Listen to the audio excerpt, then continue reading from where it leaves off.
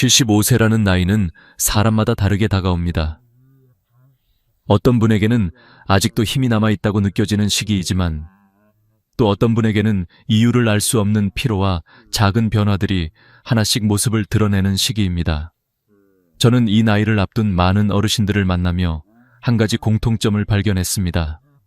바로 75세는 어느 날 갑자기 찾아오는 절벽이 아니라 조용히 다가오다 어느 순간 문득 내가 예전의 내가 아니구나를 스스로 느끼게 되는 순간이라는 사실입니다. 그 순간은 충격처럼 느껴지지만 사실은 몸과 마음이 보내는 자연스러운 신호일 뿐입니다.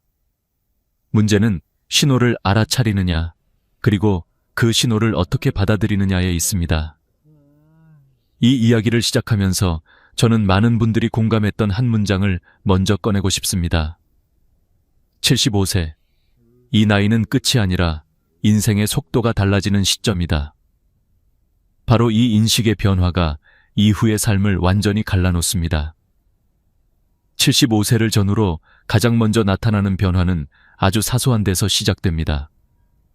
아침에 눈을 뜨는데 이상하게 몸이 무겁다든지 걸음을 몇 걸음 더 옮겼을 뿐인데 숨이 더 차오른다든지 예전엔 금세 떠올랐던 이름이 요즘은 자꾸 혀끝에서 맴돈다든지 하는 작은 순간들입니다.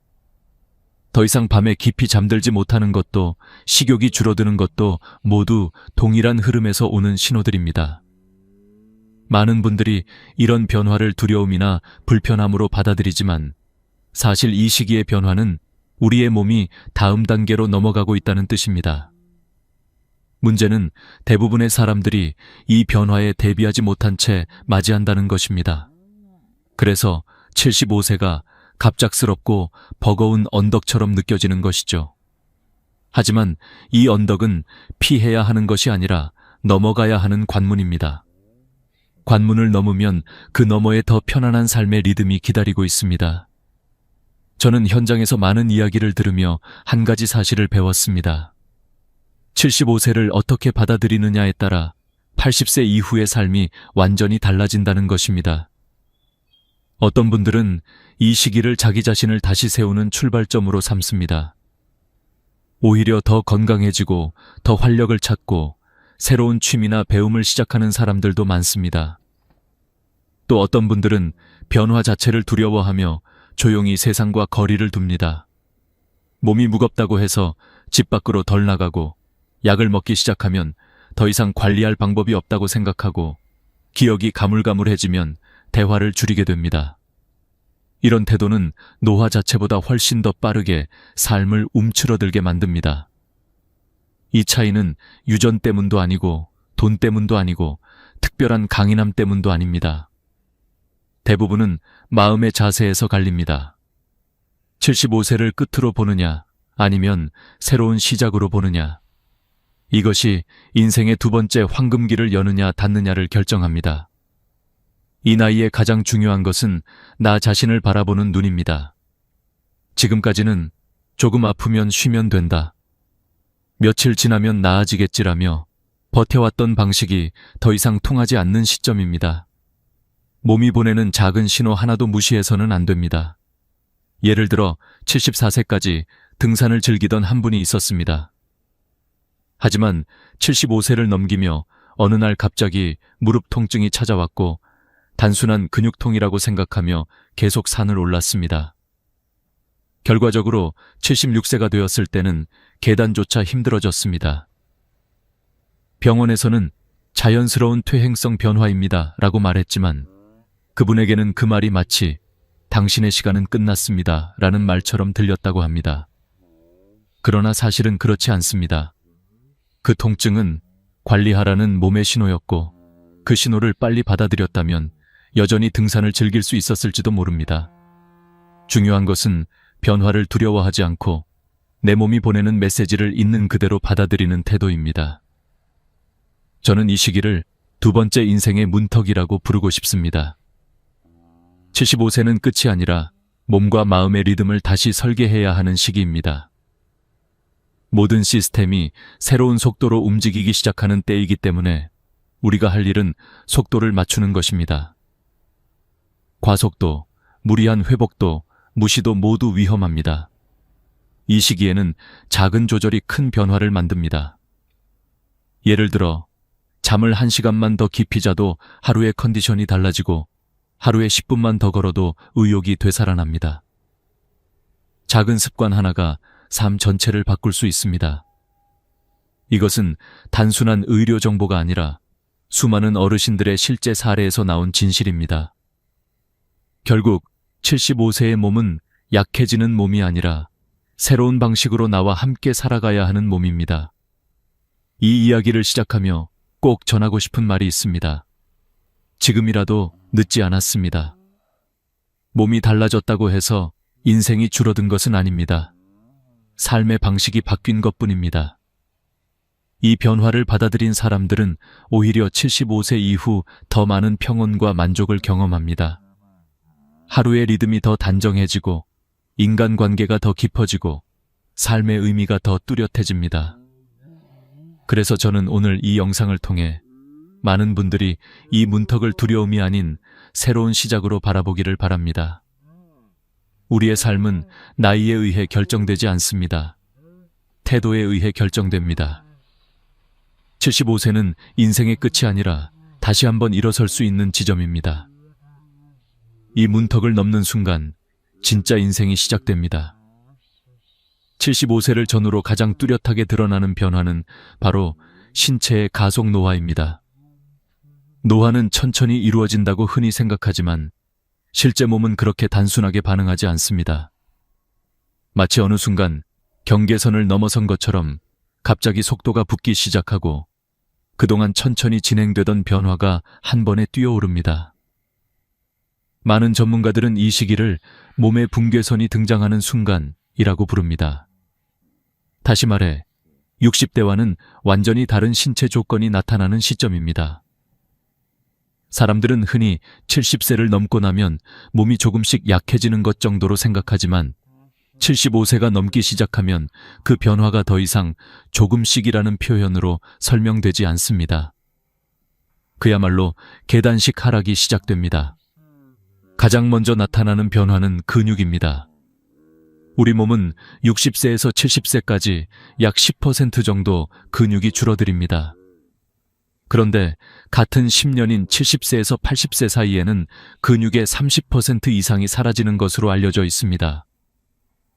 남성은 허벅지 근육이 급격히 줄고 여성은 팔과 어깨 근육이 먼저 무너지기 시작합니다. 이 시기에 많은 어르신들이 예전에는 들 수 있었는데 지금은 왜 이렇게 무겁지? 라고 말하는 이유가 바로 여기에 있습니다.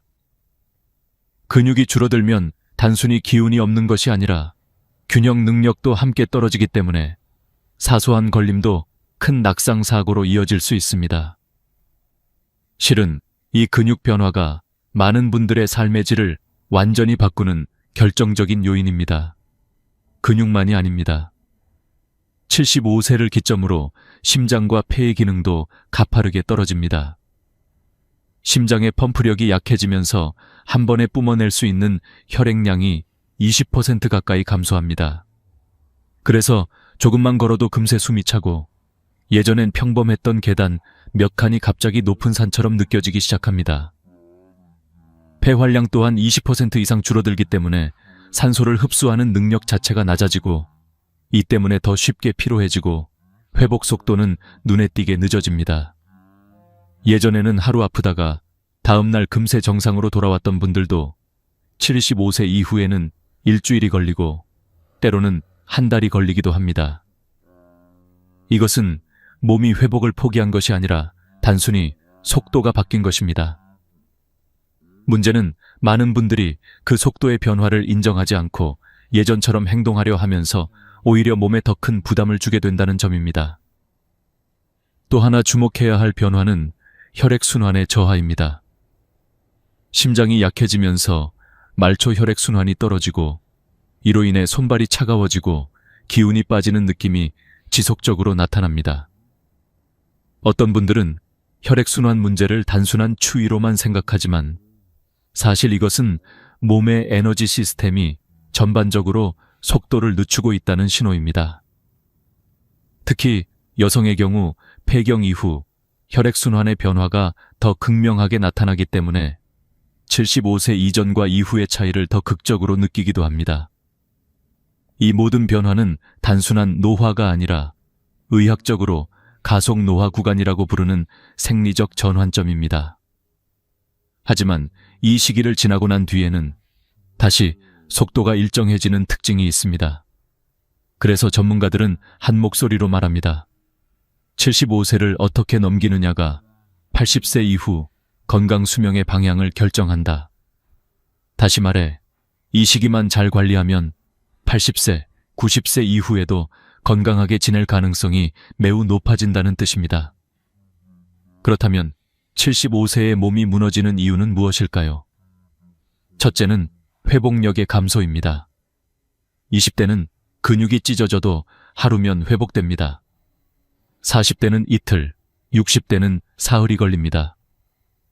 그런데 75세 이후부터는 일주일이 지나도 회복이 더뎌지고 때로는 회복이 완전히 이루어지지 않는 경우도 있습니다. 둘째는 신경계 반응 속도의 저하입니다. 신경이 예전보다 느리게 움직이기 때문에 작은 근육들이 제 역할을 제대로 하지 못하고 균형 잡는 능력도 떨어집니다. 셋째는 호르몬 감소입니다. 남성과 여성 모두 노화 호르몬이 줄어들면서 체력과 회복력 전체가 영향을 받습니다. 하지만 여기서 중요한 사실이 있습니다. 이 가속 노화 구간은 막을 수 없는 것이 아니라 속도를 늦출 수 있는 것입니다. 실제로 매일 30분의 가벼운 근력 운동만 꾸준히 해도 근육 감소 속도가 절반 이상 늦춰진다는 연구 결과가 있습니다. 또 하루 20분 걷기만 해도 심폐기능 저하를 안정적으로 늦출 수 있다는 보고도 있습니다. 많은 분들이 이 나이에 운동해서 뭐하나 라고 말하지만 사실 이 시기에 하는 운동은 30대보다 더 큰 효과를 냅니다. 왜냐하면 이미 빠르게 약해지는 구간이기 때문에 조금만 자극을 줘도 몸이 훨씬 즉각적으로 반응하기 때문입니다. 근력 운동은 심할 필요도 없습니다. 의자 스쿼트, 가벼운 아령 들기, 천천히 계단 오르기 같은 아주 사소한 동작들이 75세 이후의 몸을 지탱하는 핵심이 됩니다. 또한 단백질 섭취는 더 이상의 선택이 아니라 필수입니다. 하루 수십 개 단백질을 추가로 섭취하면 근육 감소를 크게 줄일 수 있으며 이는 곧 일상생활의 독립성과 직결됩니다. 먹는 것이 귀찮아지고 식욕이 줄어드는 나이이지만 이 시기엔 운동보다 중요한 것이 단백질 관리라는 말이 나올 정도로 섭취량이 매우 중요해집니다. 결국 75세의 몸은 약해지는 것이 아니라 속도가 달라지는 것입니다. 이 속도를 이해하고 맞춰 살아가면 몸은 오래 버틸 수 있습니다. 그리고 그 적응이 바로 인생의 두 번째 황금기를 여는 문이 됩니다. 몸이 보내는 신호를 인정하는 순간 그 신호는 경고가 아니라 안내서가 됩니다. 지금부터는 몸과 싸우는 것이 아니라 몸과 함께 살아가는 방식이 필요합니다. 그 첫 번째 단계가 바로 가속 노화의 존재를 이해하고 그 변화의 리듬에 나를 맞추는 것입니다. 75세를 넘어서면서 많은 분들이 가장 크게 느끼는 변화는 바로 기억력입니다. 왜 이렇게 이름이 안 떠오르지? 방에 뭐 하러 들어왔지? 약속은 생각나는데 시간이 가물가물하네. 이런 순간들이 잦아지면서 사람들은 스스로 걱정하기 시작합니다. 혹시 내가 치매가 오는 건 아닐까? 혹은 뇌가 급격히 나빠진 건 아닐까? 하지만 의학적으로 보면 이것은 병이 아니라 뇌가 새로운 방식으로 작동하기 시작했다는 신호입니다. 문제는 이 변화를 어떻게 이해하느냐입니다. 두려움으로 받아들이면 뇌의 기능은 더 빠르게 떨어지고 자연스러운 단계라고 받아들이면 뇌는 새로운 길을 다시 만들어냅니다. 뇌의 중심 기억기관인 해마는 나이가 들수록 기능이 서서히 줄어듭니다. 하지만 75세 전후에는 특히 그 속도가 한층 가속됩니다. 연구에 따르면 60대 후반과 비교했을 때 75세 이후 해마의 기능은 약 30%가량 감소한다고 합니다. 뇌세포가 갑자기 사라지는 것이 아니라 뇌세포들 사이의 연결이 느려지고 신호 전달 속도가 늦어지면서 생기는 변화입니다. 쉽게 말해 예전에는 5차선 고속도로였던 뇌의 정보 전달이 이제는 2차선 일반도로가 된 것입니다. 그래서 정보가 좀 더 천천히 도착하고 어떤 정보는 교통체증처럼 잠시 길을 잃습니다. 이 때문에 이름이 잘 생각나지 않고 했던 말을 잊어버리고 어제 일을 정확히 떠올리기 어려워지는 것입니다. 문제는 많은 사람들이 이 신호를 퇴화라고 단정 짓는다는 데 있습니다. 이제 나는 나이가 먹어서 안 되는구나. 이 한 문장이 뇌를 더 빠르게 굳게 만듭니다. 실제로 심리학 실험에서 자신의 기억력이 나빠졌다고 생각하는 그룹과 그렇지 않다고 생각하는 그룹을 비교했을 때 전자의 기억 감퇴 속도가 2배 이상 빨랐다는 결과가 있습니다. 뇌는 마음의 상태에 매우 민감한 기관이기 때문입니다. 하지만 희망적인 사실도 있습니다. 뇌는 늦어지면 늦어지는 대로 새로운 길을 만들어내는 가소성, 플라스티시티 이라는 능력을 가지고 있습니다. 그것은 나이가 많아도 계속 유지됩니다. 나이가 들수록 뇌가 단단해지고 변하지 않는다는 오해와는 달리 뇌는 자극을 주면 얼마든지 새 경로를 만들고 새로운 연결을 생성합니다. 이것은 뇌는 쓰면 좋아지고 안 쓰면 굳는다는 오래된 진리를 다시 확인시켜줍니다. 75세 이후 기억력 저하를 극복하는 데 있어 가장 효과적인 방법 중 하나는 바로 짧은 회상 훈련입니다. 예를 들어 아침에 일어나 가족에게 어제 저녁 먹었던 반찬 하나를 떠올려 이야기하는 것입니다. 이 단순한 행동이 해마를 자극하며 뇌세포 간 연결을 강화합니다. 또 다른 방법은 신문 기사나 뉴스를 한 줄로 요약하는 것인데 단어 선택과 문장 구성이라는 언어적 처리 과정이 뇌 전체를 활발하게 움직이게 합니다.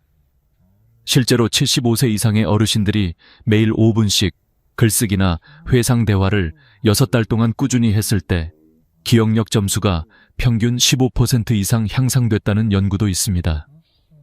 이 시기에 꼭 기억해야 할 원칙이 하나 있습니다. 외우려고 애쓰지 말고 표현하려고 노력하라. 나이가 들수록 암기 능력은 떨어지지만 감정 기반 기억은 훨씬 오래갑니다. 어떤 일을 정확히 기억하는 것보다 그 일에서 느꼈던 감정이나 생각을 이야기하는 것이 오히려 뇌의 회로를 튼튼하게 만듭니다. 예를 들어 신문 기사를 통째로 기억하려고 노력하는 대신 나는 이 기사를 읽고 이런 생각이 들더라 라고 말해보는 것입니다. 이것만으로도 기억 회로는 안정적으로 유지됩니다. 하지만 여기에는 한 가지 중요한 경고도 있습니다. 기억력이 조금 나빠진 것을 두려워해 대화를 줄이거나 SNS나 뉴스 시청을 멀리하거나 사람을 만나는 걸 피하면 그 순간부터 뇌는 급격히 다치기 시작합니다. 뇌는 새로운 자극을 먹고 자라는 기관입니다. 자극이 없으면 빨리 굳고 자극이 많으면 쉽게 살아납니다. 그렇기 때문에 75세 이후 가장 위험한 행동은 혼자만의 침묵입니다. 반대로 가장 강력한 뇌 자극은 대화입니다.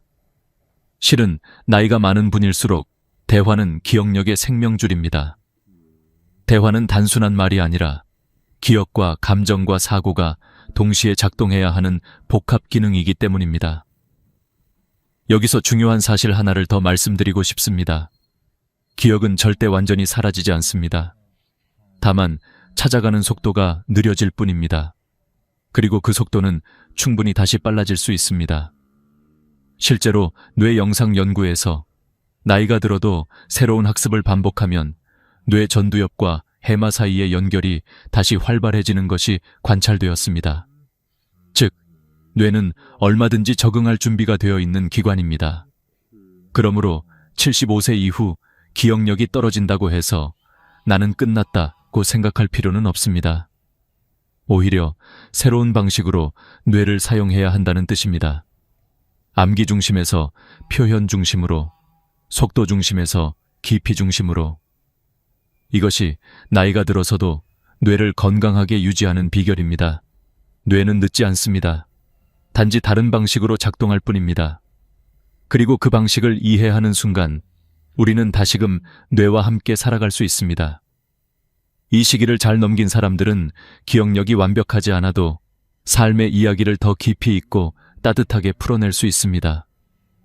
어린 시절, 가족 이야기, 삶의 선택들, 후회와 배움 같은 것들이 오히려 나이가 들수록 더 진하게 살아납니다. 이것이 바로 나이가 주는 선물입니다. 뇌가 느려지면 삶의 속도도 느려지고 그 속도 속에서 우리는 잊고 지냈던 감정들을 다시 마주하게 됩니다. 그래서 저는 말하고 싶습니다. 75세의 뇌는 퇴화하는 뇌가 아니라 새로운 지혜를 보여주는 뇌입니다. 75세를 전후해 많은 분들이 공통적으로 겪는 또 하나의 큰 변화가 있습니다. 바로 만성질환이 한꺼번에 찾아오는 시기, 흔히 말하는 약의 시대가 시작된다는 점입니다. 고혈압 약을 먹기 시작하자마자 당뇨약이 추가되고 그 다음엔 콜레스테롤 약까지 따라옵니다.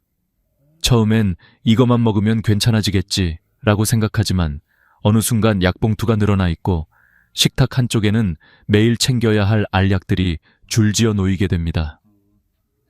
많은 분들이 이 시점에서 불안해합니다. 도대체 왜 이렇게 갑자기 여러 질환이 한꺼번에 찾아오는 걸까? 내 몸이 급격히 나빠진 걸까?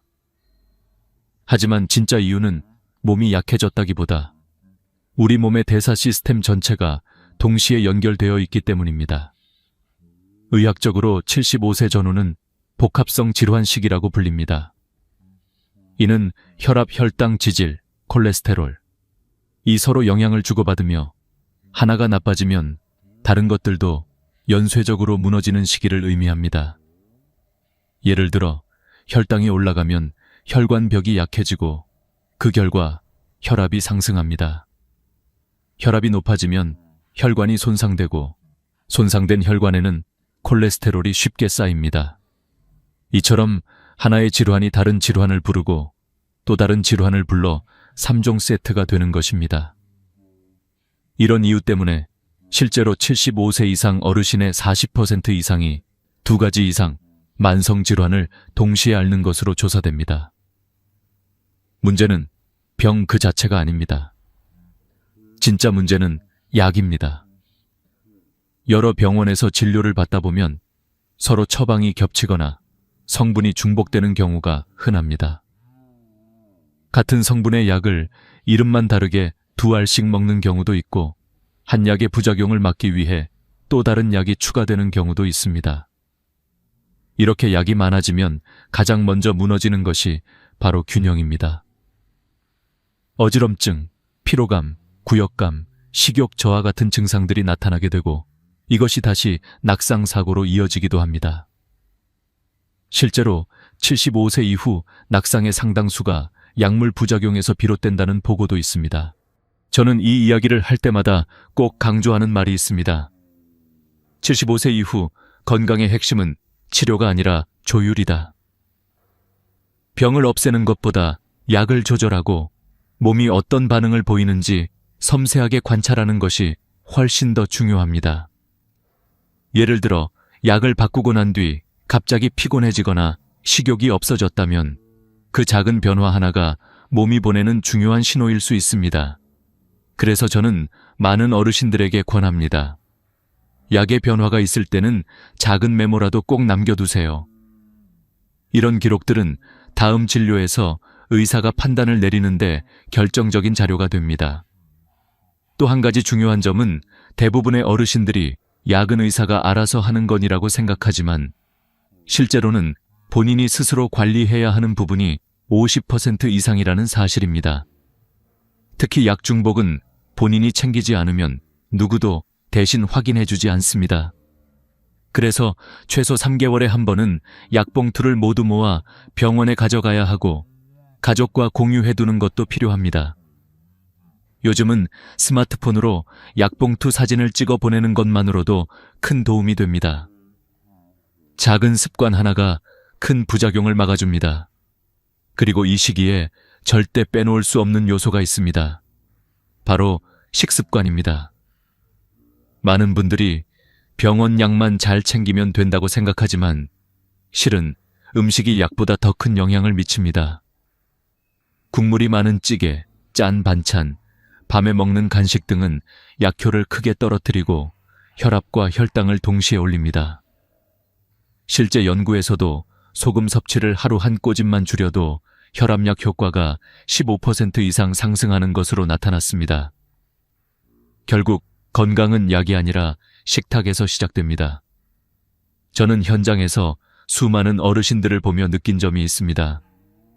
질환이 많은 분도 생활이 안정적이면 건강이 유지되고 병이 적은 분이라도 관리가 엉켜 있으면 빠르게 무너진다는 사실입니다. 즉, 진짜 차이는 질환의 개수가 아니라 균형을 지키는 힘입니다. 식사 시간, 수면 시간, 약 복용 시간, 걷는 시간. 이런 작은 규칙들이 건강 수명을 크게 좌우합니다. 나이가 든다는 것은 몸이 복잡해지는 것이 아니라 단순함이 더 중요해지는 것입니다.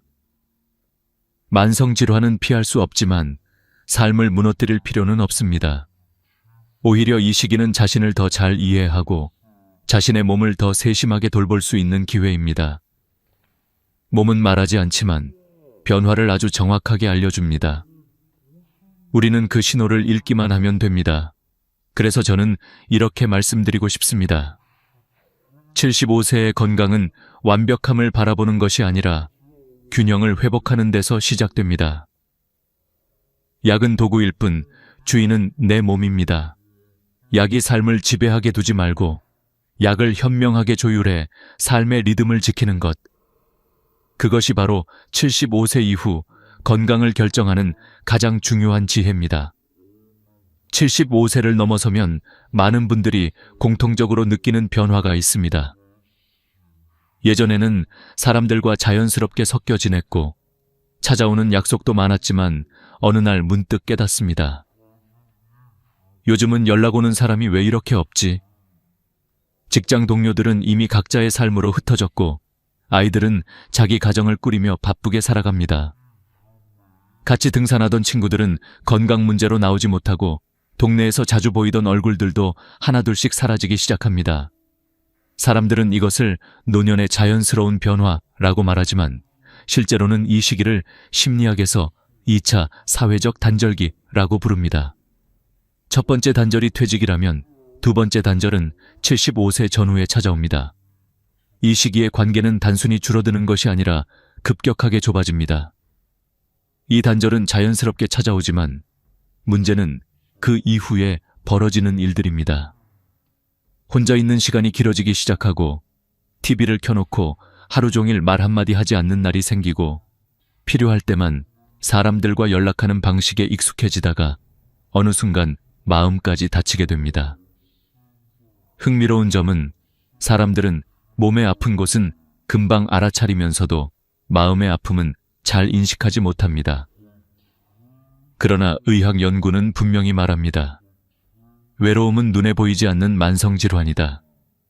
실제로 외로움을 느끼는 노인의 사망률은 그렇지 않은 사람보다 26%나 높다는 연구가 있습니다. 이 수치는 흡연이나 비만보다 더 큰 위험 요인입니다. 외로움이 심해지면 스트레스 호르몬인 코르티솔이 과다 분비되고 이는 면역력을 떨어뜨리고 혈압과 혈당을 동시에 높입니다.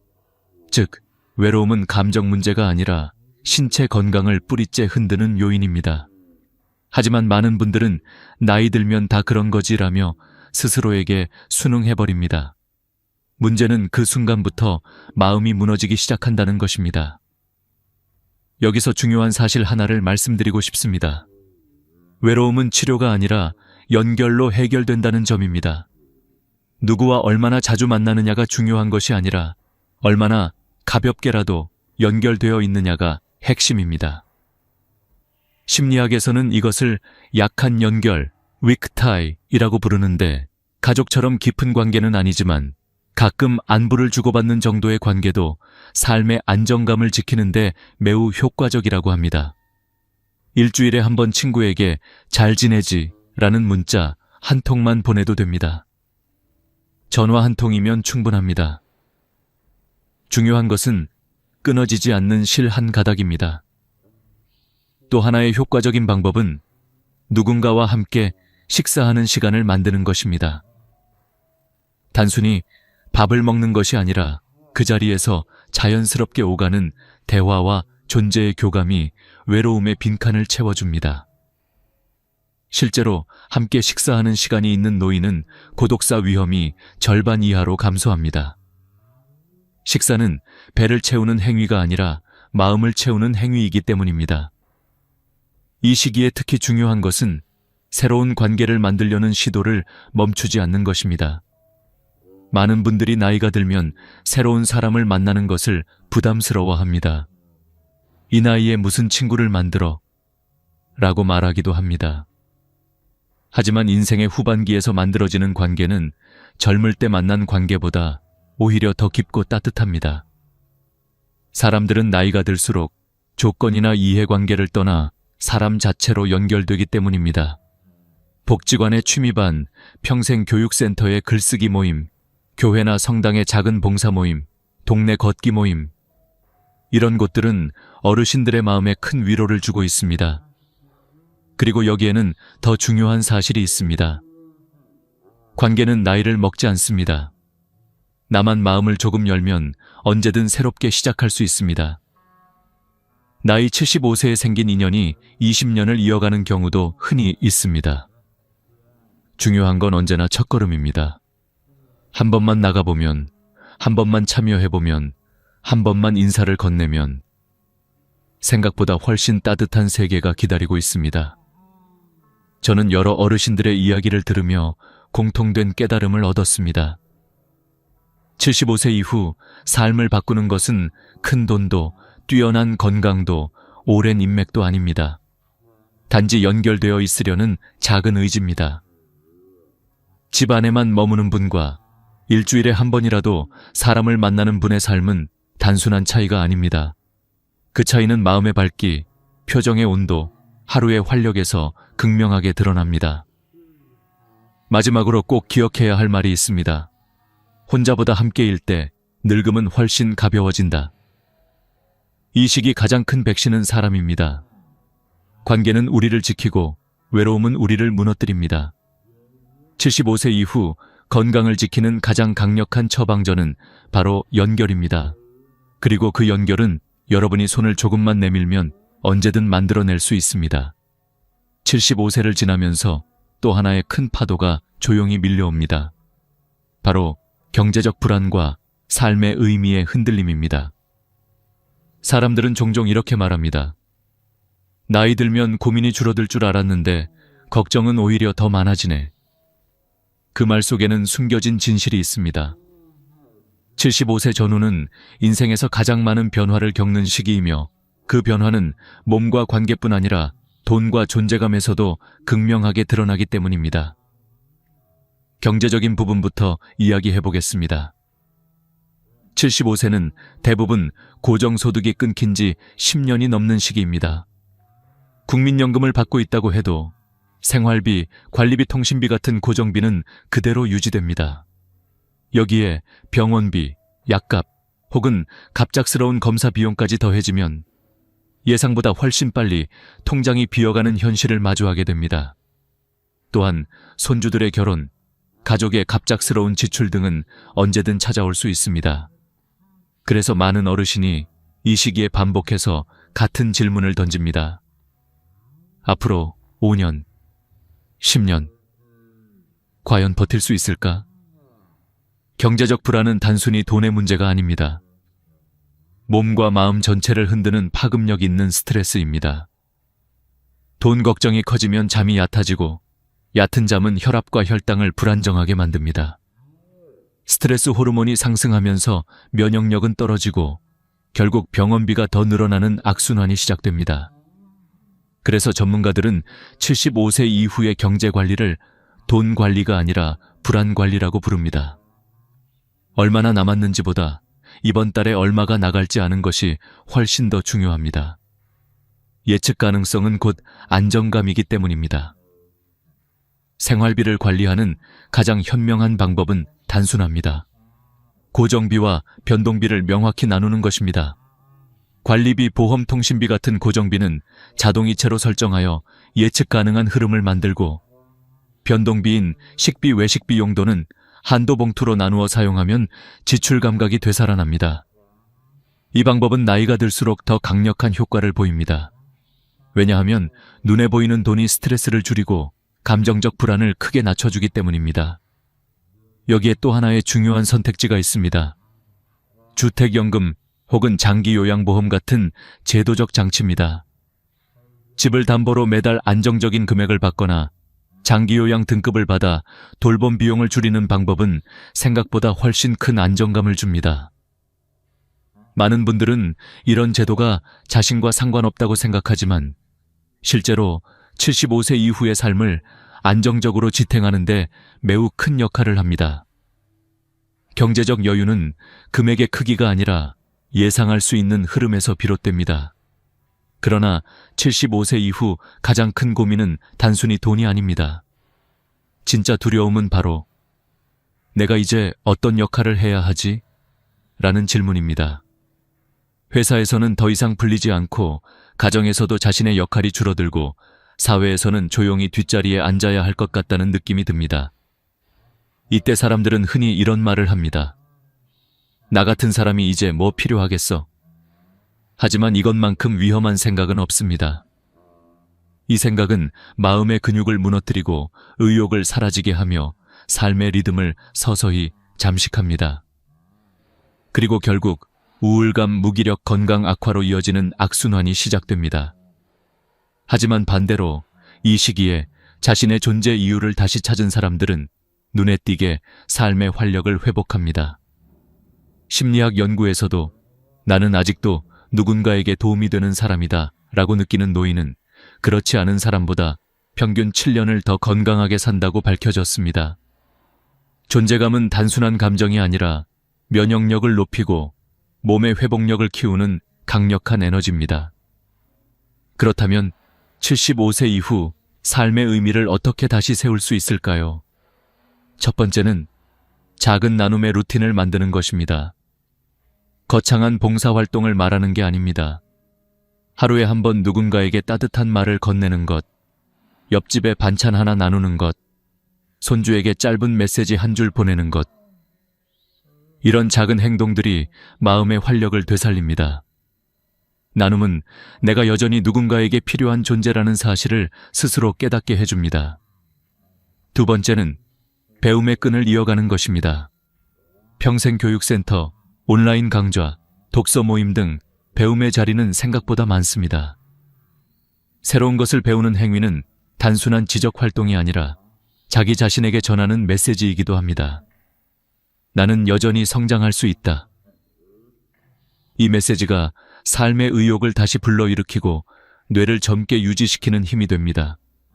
세 번째는 아주 작은 목표라도 매일 하나씩 이루는 것입니다.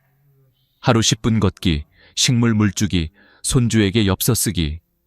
이런 사소해 보이는 목표들이 삶의 리듬을 지탱합니다. 목표가 있다는 것은 하루를 의미 있게 만드는 강력한 장치입니다. 저는 여러 어르신의 이야기를 통해 한 가지 확신을 갖게 되었습니다. 75세는 끝이 아니라 재정립의 나이라는 것. 몸이 바뀌고 관계가 바뀌고 환경이 바뀌어도 마음의 방향은 언제든 새롭게 조정할 수 있습니다. 삶의 의미를 잃지 않은 사람은 늙지 않습니다. 그 사람은 방향을 가진 존재이고 여전히 앞으로 걸어가는 사람입니다. 그리고 마지막으로 드리고 싶은 말이 있습니다. 인생은 오래 사는 것이 아니라 의미 있게 사는 것이다. 75세는 인생의 종착지가 아니라 인생의 뜻을 더 깊이 새기는 시기입니다. 지금 여러분의 삶은 결코 늦지 않았습니다. 이제부터 시작입니다.